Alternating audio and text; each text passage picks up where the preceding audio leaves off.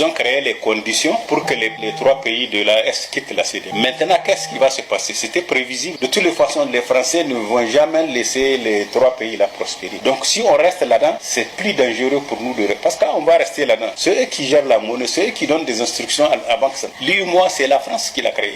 Et lorsqu'on l'avait créé, c'était le même jour qu'elle a créé la dévaluation du franc CFA. Les chefs d'État de la zone franc n'étaient même pas au courant. La France, elle veut continuer à imposer sa manière de gérer nos pays. Or maintenant, avec l'évolution, le monde a évolué, le monde est multipolaire. Les jeunes chefs d'État qui émergent ne vont pas accepter. Cette confédération des États du Sahel, c'est une chance pour l'Afrique pour tendre vers vraiment une véritable fédération. Parce que la meilleure solution, c'est de quitter.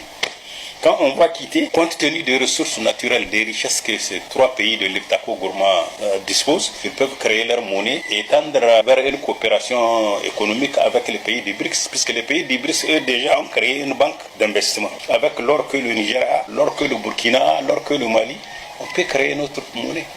Ceux qui pensent en quittant, il y aura des... C'est plutôt en restant qu'il y aura des... Parce qu'ils vont nous créer des problèmes. Vous avez vu actuellement le secteur bancaire. Ces difficultés ne sont pas étrangères à des mesures que la BCE est en train de prendre. Il appartient à nos chefs d'État de prendre leurs responsabilités, de plier leurs bagages et puis s'en aller.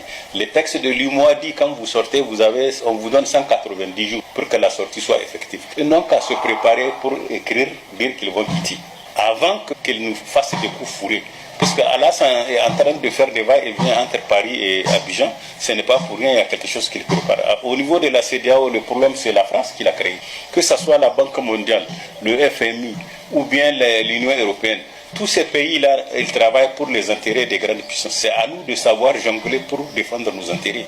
Soit on est souverain, on décide d'avoir notre souveraineté monétaire et économique et on s'assume. Soit on ne peut pas le faire, donc ce n'est pas la peine de faire trop de bruit, parler de souveraineté économique et monétaire. Tant qu'on est souverain, on ne doit pas se mettre à se soumettre à des dictats de ces institutions. C'est eux qui nous ont retardés.